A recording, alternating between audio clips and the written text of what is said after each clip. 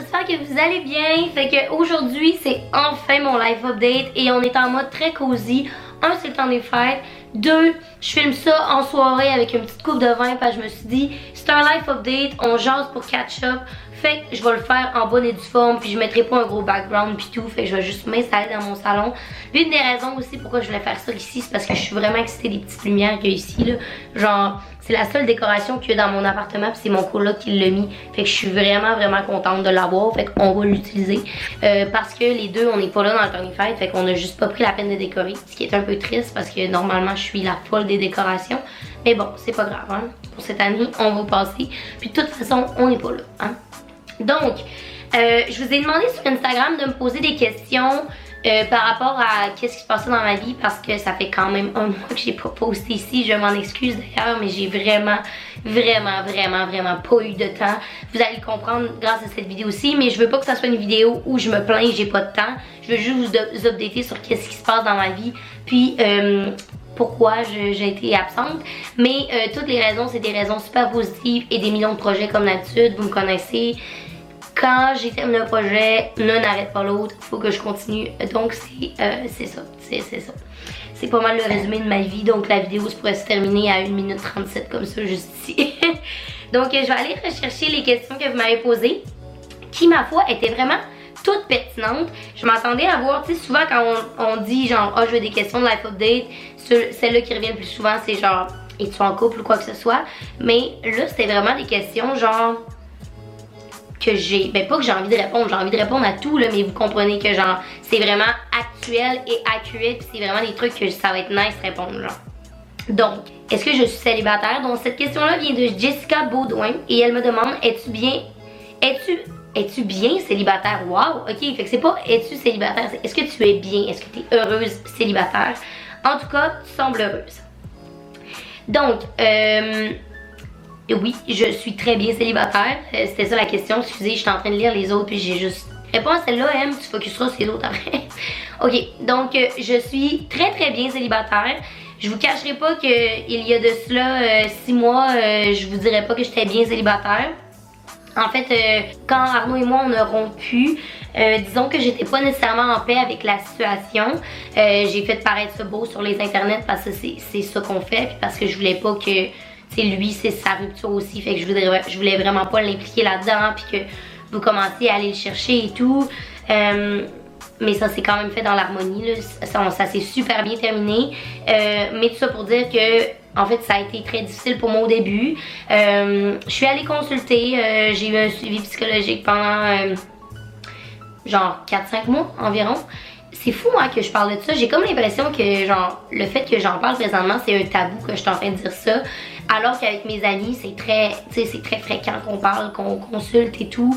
Puis c'est très logique et normal de consulter puis d'avoir un suivi même hebdomadaire, même si ça va bien, parce que c'est bien de se questionner sur ses sentiments, d'avoir des remises en question constamment. Donc je suis allée consulter, ça m'a excessivement fait du bien. Quand ma rupture est arrivée, j'étais en examen, donc c'était comme pas le meilleur moment pour moi d'avoir une rupture. Puis j'étais comme en mode genre t'as pas le temps de focusser. Fait que au moins cette petite consultation là me permettait de focusser sur mes sentiments pendant juste 1 heure. Puis après ça de recommencer en mode genre automatique et en examen. Mais je vous dirais qu'aujourd'hui je vais très bien, genre très bien. Je suis bien célibataire. Avec la vie que je mène présentement, il n'y a aucune chance, puis il n'y aurait aucune façon que quelqu'un rentre dans ma vie tellement que je suis occupée. J'ai même pas le temps de prendre du temps pour moi, fait que j'imagine pas en donner à quelqu'un.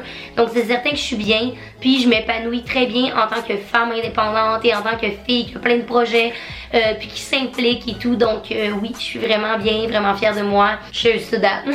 Je sais comme pas si vous voyez bien, j'espère que oui. Une des questions que j'ai eu vraiment beaucoup aussi, c'est est-ce que tu vas faire Noël avec M encore cette année? C'était vraiment génial. Et cette question-là vient de Ariane d'Alpes.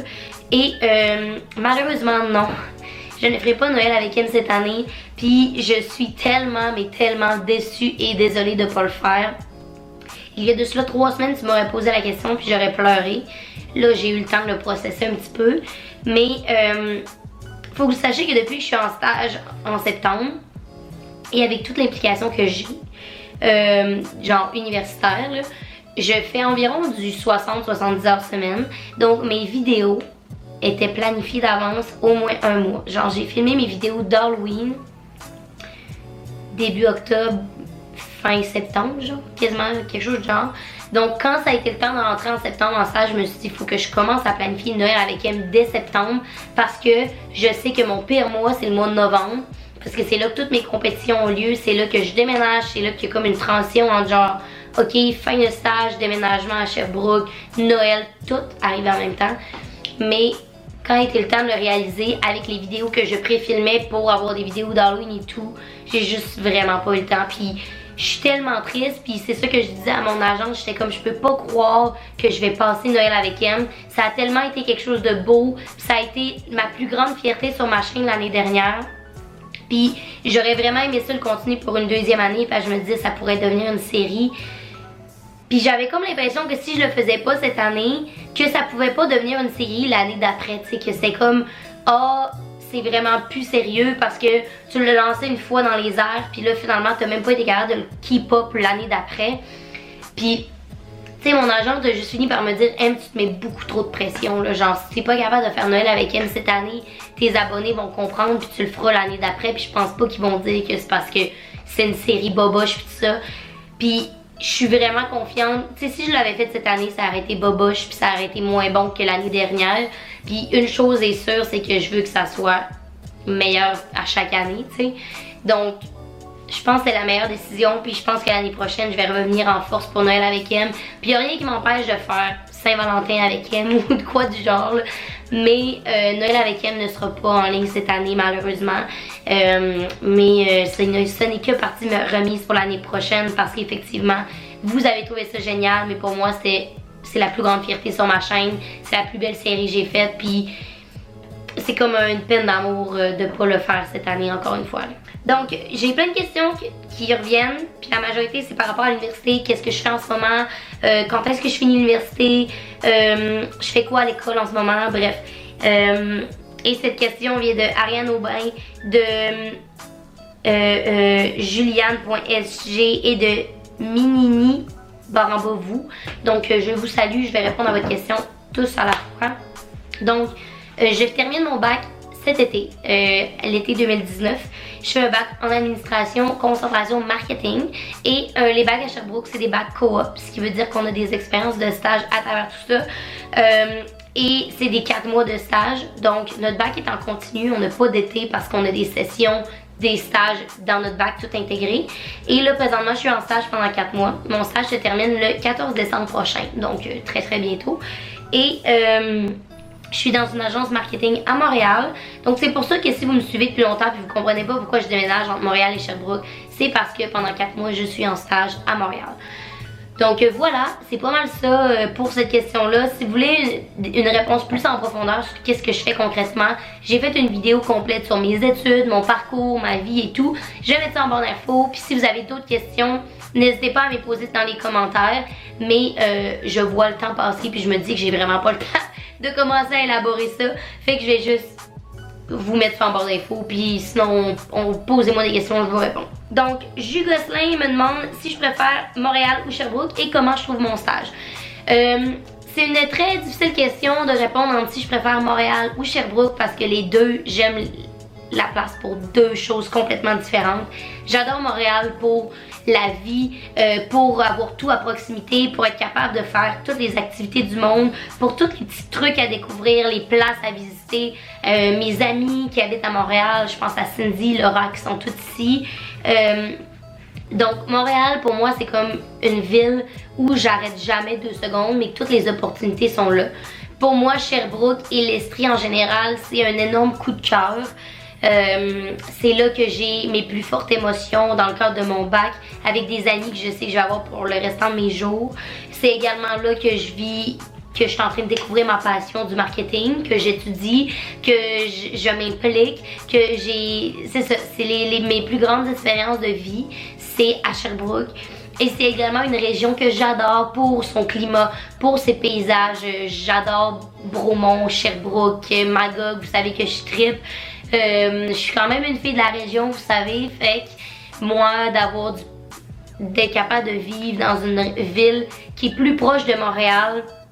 C'est parce que Saguenay c'est quand même à 5 heures, mais de vivre dans une ville qui est plus proche de Montréal mais qui me permet de vivre quand même en région, c'est vraiment quelque chose qui fit dans mes valeurs parce que j'adore Montréal et je sais que je vais m'y référer souvent pour le travail, puis je sais que je vais sûrement travailler à Montréal, mais c'est certain que Sherbrooke et l'Estrie en général a une grande place dans mon cœur parce que je trouve que c'est une magnifique région bien localisée.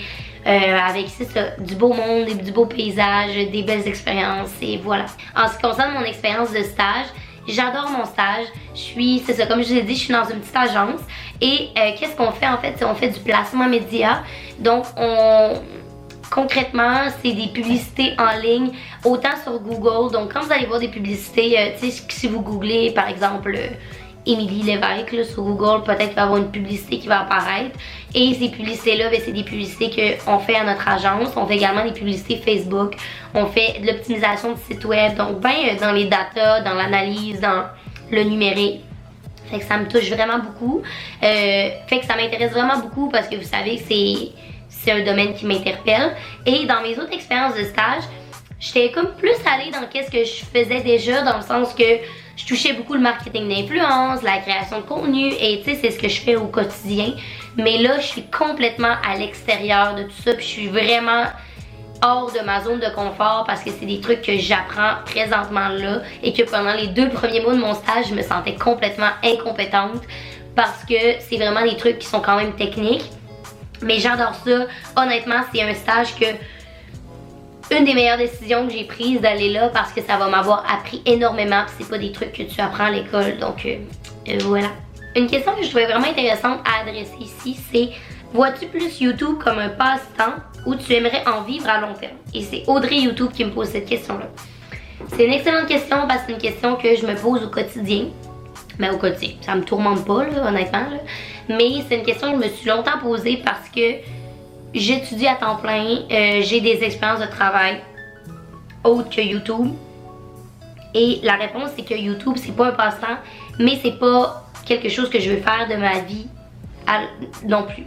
Dans le sens que j'ai comme l'impression que si je faisais juste YouTube, qu'il me manquerait une partie de moi qui est le marketing pur et dur, qui est de travailler pour des compagnies, qui est de développer des publicités, etc. Donc j'ai vraiment l'impression que pour moi YouTube va toujours être un travail parce que pour le moment c'est pas un passe-temps, c'est quand même un travail, c'est quand même une passion. Mais j'ai pas l'impression que ça va être mon seul travail non plus. Présentement, tu sais, si je vous donnais, mettons, dans les 5 prochaines années de ma vie, où je me vois, où je me situe, ben premièrement, je me vois finir mon bac. Je me vois faire une maîtrise l'année prochaine. Et après la maîtrise, je me vois juste regarder, voir si YouTube fonctionne encore, tu sais, parce que qui sait, dans 2 ans, quand je vais finir ma maîtrise, peut-être que YouTube sera plus in, peut-être que moi je serai plus in, peut-être que je vais avoir 4 kids puis que j'aurai pas le temps. Je pense pas que je vais avoir 4 kids parce que 1, j'ai pas de chum, puis 2, je vais faire un bac ou une maîtrise. Je vais être bien occupée à étudier à la place d'avoir des enfants puis d'accoucher là. Mais quand même, tu sais, on sait jamais ce qui peut arriver dans 2 ans. Pour le moment, c'est un travail, mais c'est certain que je veux pas m'asseoir sur ce travail-là, puis que je veux faire d'autres choses, puis que je veux constamment innover. Mais pour moi, c'est un travail excessivement formateur parce que ça me permet d'avoir des contacts, ça me permet de créer du contenu, ça me permet d'en apprendre encore plus sur le numérique, ça me permet de créer des liens avec vous pour le futur, qui sait, pour moi-même, là, mes aptitudes en communication se sont vraiment développées suite à ça, puis ça m'a donné des opportunités en or, mais c'est aussi une manière de créer, puis j'ai toujours été une personne très créative dans la vie, et que mon travail peut être ma forme de créativité et ma passion en même temps, c'est le meilleur des 2 mondes pour moi présentement. Charlotte à Anna Montana. Mais tout ça pour dire que c'est un travail, mais je pense pas que ça va être... Tu sais, je pense pas que quand je vais finir mon bac, je vais être youtubeuse à temps plein. Je pense que je vais peut-être l'être pour les 2-3 premières années de ma vie parce que je me suis toujours dit que je voulais l'essayer. Mon but, c'est qu'après ma maîtrise, j'essaye de faire YouTube à temps plein pour voir qu'est-ce que ça peut m'amener, puis pour voir comment ça peut être de travailler, d'être travailleur autonome, pardon. Mais je pense pas que ça va être... Tu sais, je pense pas que j'aurai 45 ans puis je vais faire encore ça. Puis si je le fais encore, ça va être encore sur le côté avec un autre travail parce que je serai pas capable de me contenter de ça. Je J'espère que ça répond bien à la question. Marie-Ève Lebrun, qui est une de mes amies de Sherbrooke, qui est dans mon comité, me demande comment as-tu trouvé ton expérience de coordonnatrice. Et là, c'est là que c'est la plus grosse partie de la vidéo. Ben, ça sera pas si gros, là. Mais c'est la raison majeure de pourquoi j'ai été absente. Puis je tenais à vous en parler parce que c'est une énorme fierté pour moi. Et c'est mon implication dans le comité compétition de l'Université de Sherbrooke. En gros, en administration des affaires, il existe des compétitions interuniversitaires qui sont des compétitions autant académiques que sportives que aptitude sociale. Par social, qu'est-ce qu'on parle? C'est vraiment aptitude à communiquer, soit autant en pitch, mais aussi en sketch, donc des performances sur un stage. C'est aussi des aptitudes de débrouillardise, de créativité puis d'innovation rapidement. Donc, en 24 heures, crée-moi telle chose. Bref, c'est les 3 volets majeurs des compétitions interuniversitaires. Sorry, j'ai manqué de batterie. Je vous réinstalle.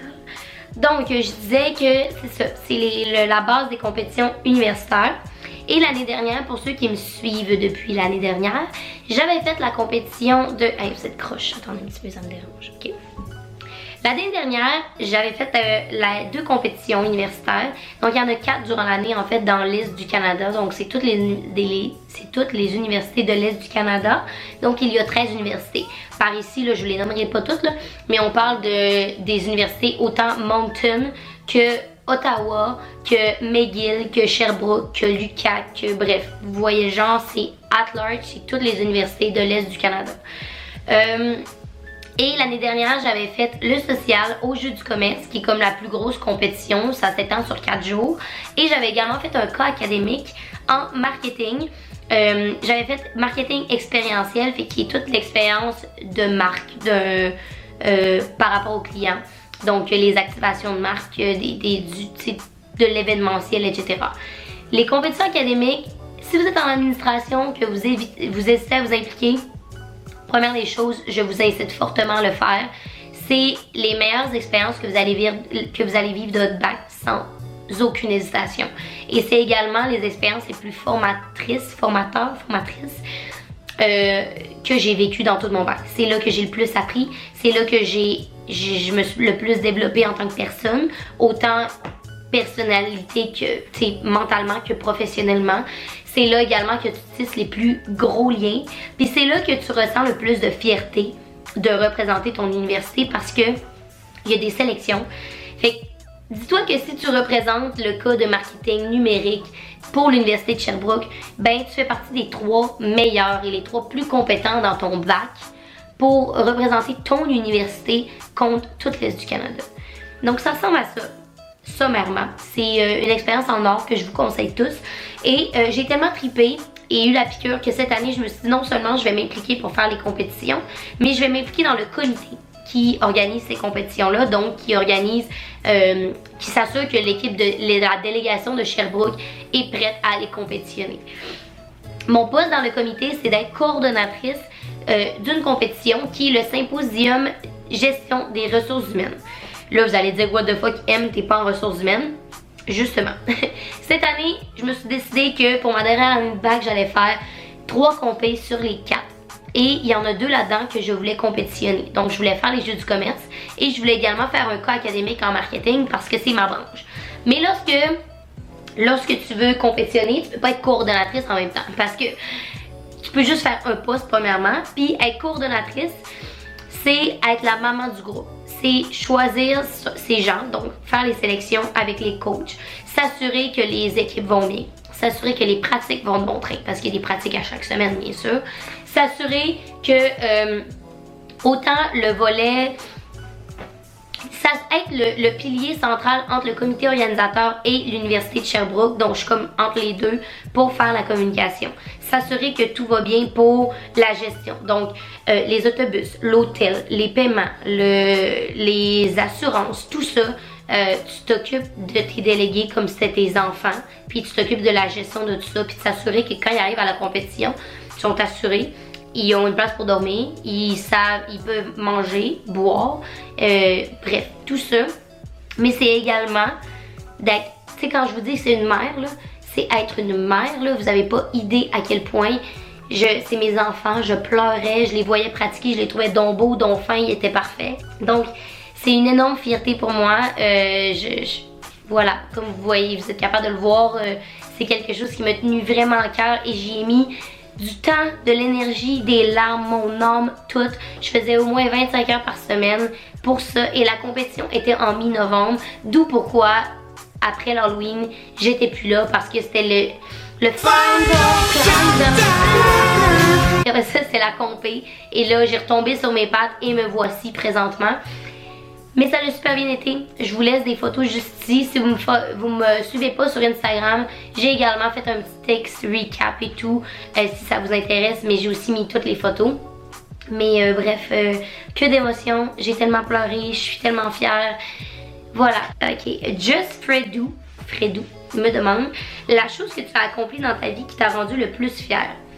Hey, honnêtement, là, je sais tellement pas, là, parce que il y a quand même beaucoup de choses dans ma vie que j'accomplis qui me rendent fière, parce que j'ai vraiment l'impression que dans la vie, je suis une battante, honnêtement. Je sais que quand je mets mon cœur à quelque part, que je vais tout faire, mais tout faire pour que ça fonctionne. Puis, quand tu as cette attitude-là, puis que peu importe si tu perds après avoir tout donné, quand tu as tout donné, tu peux pas être moins fier. Genre, tu peux pas dire je suis déçue. Tu peux dire que tu es déçu de pas avoir gagné, mais tu peux pas être pas fier de toi. Puis je pense que c'est ça l'important. C'est que, tu sais, dans la vie, guys, là, je peux vous donner un conseil, c'est de foncer, puis de donner tout ce que vous avez. Si c'est quelque chose qui vous passionne, puis que vous comptez pas les heures, puis tout ça, ben mettez-en des heures, puis mettez-en, puis mettez-en, puis mettez-en. Puis je vous jure que ce que vous allez donner va vous revenir. Puis si c'est pas le cas, ben vous allez être triste, oui, fine, mais vous allez jamais avoir le sentiment de dire que vous auriez pu faire plus. Puis ça fait que vous allez être fier constamment de qu'est-ce que vous donnez à la vie. Bref, tout ça pour vous dire que cette année, une expérience que je suis fière, ben, c'est mon expérience de coordonnatrice, que je pense que j'ai très bien fait et que j'ai gagné coordonnatrice de l'année. Donc, j'estime que j'ai quand même bien fait. Mais sinon, la réponse facile, c'est de vous dire ma chaîne YouTube. Parce que aujourd'hui, 4 ans plus tard, on est encore là. Ça continue de grossir. Je continue à avoir l'inspiration de le faire, à avoir le goût de le faire, à mordre dans toutes les petites opportunités que la vie m'apporte pour le faire. Puis ça, ben, ça fait que je suis fière de ce que je fais, je suis fière de mon travail, je suis fière de dire que je suis une créatrice de contenu, puis que j'ai un métier non conventionnel. Donc ça, c'est une de mes très grandes fiertés aussi. Puis cette année, une autre de mes très grandes fiertés, c'est d'avoir été choisie comme ambassadrice pour le Québec pour Dynamite. Ça, c'est complètement fou, malade dans la tête. J'en ai pas parlé sur ma chaîne YouTube encore, mais j'en ai parlé sur Instagram. Raison de plus de me suivre parce que le contenu va être là. Mais je suis tellement, mais tellement excitée. Et là, je pense pas que je peux vous en parler dans cette vidéo-ci, mais il y a quelque chose de complètement fou qui s'en vient avec Dynamite. En gros, ça concerne une retraite avec toutes les ambassadrices Canada, États-Unis. Fait que je vous en dis pas plus, mais c'est complètement malade. Je peux pas croire que j'ai été choisie dans cette gang-là. En fait, quand la fille de Dynamite m'a contactée, ils recherchaient des gens, des femmes de tête, des femmes fortes, des filles qui n'ont peur de rien, qui démontrent la détermination, qui démontrent justement le professionnalisme. Et voilà. C'est une énorme fleur qu'ils me font parce que quand j'ai lu le brief, j'en revenais pas que quand ils ont choisi les influenceurs au Québec, ils ont dit elle. Fait que c'est malade. Hey, sur ce, guys, je pense que je vais vous dire cheers parce que vous avez survécu à cette vidéo-là. Si vous êtes jusqu'ici, je sens que c'est une très longue vidéo.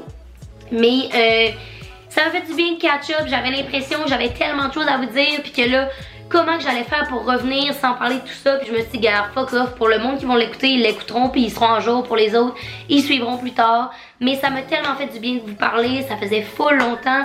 Crime que je m'ennuie. Quand je filme pas, je m'ennuie. Je suis comme, il me manque une partie de ma vie. Il me manque des choses à vous raconter. Il me manque du monde à qui jaser.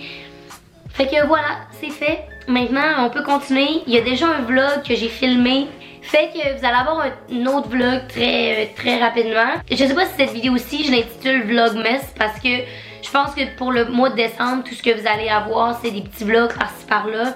Et une autre vidéo vraiment nice qui est une collab que vous allez savoir dans ma prochaine vidéo. Mon prochain vlog, je vais vous annoncer c'est quoi officiellement. Mais fait que je pense que je vais nommer ça un vlogmas, puis je sais pas combien de vlogmas je vais faire dans le temps des fêtes, mais en voici un. J'espère que vous avez apprécié la vidéo. Vous me direz en commentaire si j'ai répondu à votre question, et si vous avez d'autres questions, ça va me faire excessivement plaisir d'y répondre. Et sur ce, ben nous on va se revoir très bientôt, promis, dans une prochaine vidéo. Bye tout le monde!